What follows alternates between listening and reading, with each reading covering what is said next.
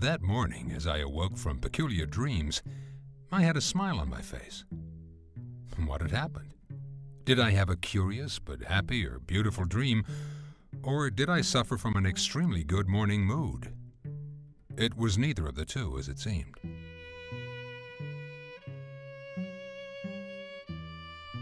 For a while, I lay still and motionless on the bed, trying to find out where the hell that smile came from. Maybe it was nothing more than like the hiccups or a pain in the back.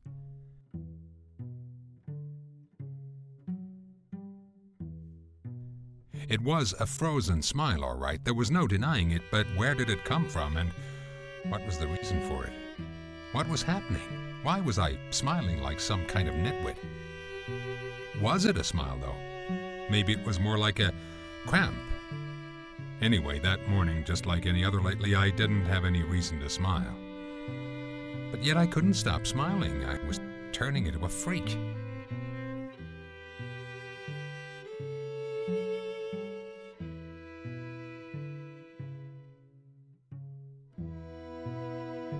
This thing was turning my whole miserable world upside down. Suddenly, I began to question my own style. Wouldn't this smile interfere with my usual brown suit? This somewhat happy sign maybe asked for more colorful clothing. Whatever it was, I had to do something about it. This mess was taking too much of my valuable time. Because of this incident, I was already late for work.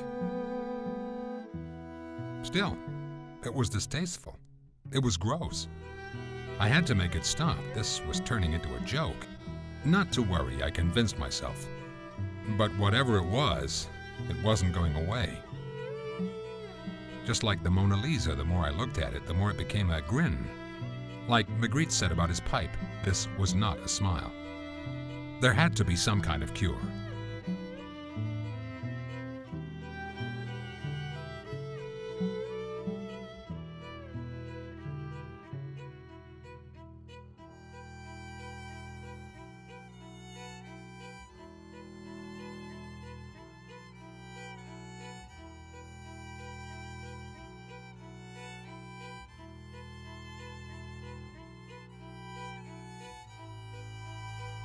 One thing was for sure, I couldn't possibly go to work with a stupid smile on my face.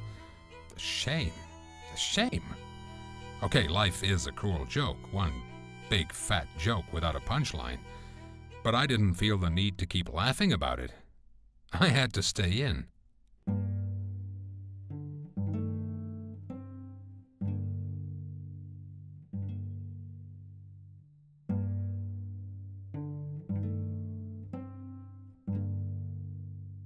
I phoned the office and called in sick.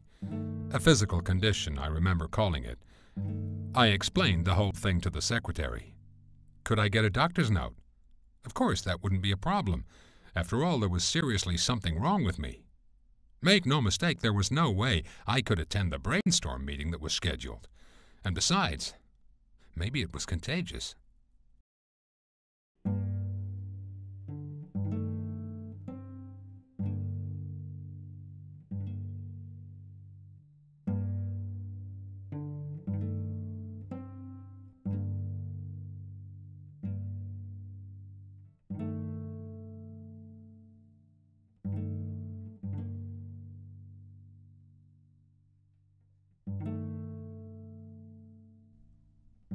A bit later, this good mood began to get on my nerves. More so, I began to show some teeth. I couldn't concentrate on the work I was trying to do at home.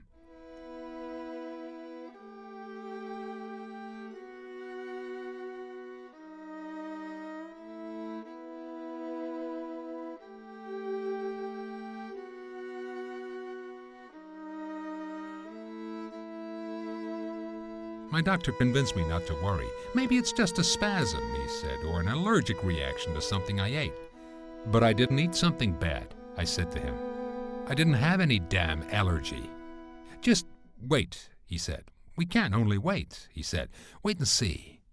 His guess was that the whole thing would simply flip back to its original form. Don't worry, next thing you know, you'll be looking sad and disconsolate as usual.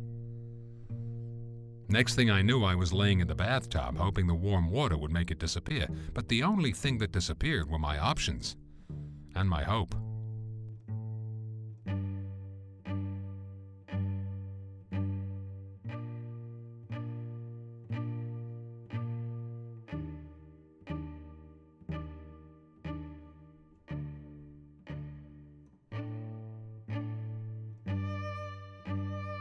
After a while, I began to wonder whether or not it maybe had something to do with my subconscious. Maybe an underlying thought or memory had caused this wildly absurd condition. If that was the case, maybe I could choose a painful chapter of my childhood to get rid of this thing.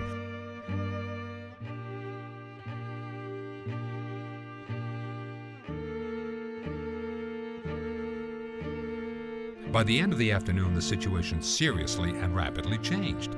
This was no longer an extension of a forced smile. It was a transformation. I heard some kind of giggling. It took a few seconds to realize that it was I who was responsible for this giggling. The smile could now apparently be heard in stereo, even when I tried to go kill it by watching some seriously dramatic documentaries about child abuse, cancer, and the Holocaust.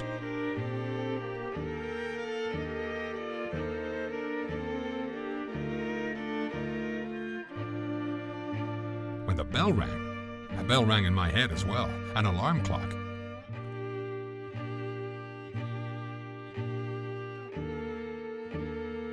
I couldn't even face a simple postman with this nightmare on my face. What a cruel joke. The ultimate solution, I guessed, was to remember my own marriage, my wife, my family, my former life. But it was no use.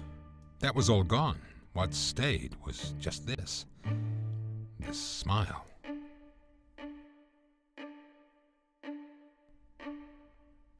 By the evening, the inexplicable happened. I began to laugh, quite wildly. I didn't have any control over my laughing muscles. It was like inhaling laughing gas. The air escaped from my throat. Maybe I was turning into some kind of elephant man, or I became like that English guy who lived with the hiccups for more than 40 years. Still, he got married and had 4 children, even with the hiccups. But it was a waste of time and energy. By the end, I knew I could not escape destiny. In a way, I knew how this sick joke would end, like it began 30 years ago. The punchline would be even grosser and nastier than any other joke I knew. My heart became tired and I couldn't breathe until I gradually suffocated into my own laughter. And even then, by the very end, when I heard death grinning, laughing, and shattering, I felt the frozen smile upon my face. Only this time, it was colder and everlasting.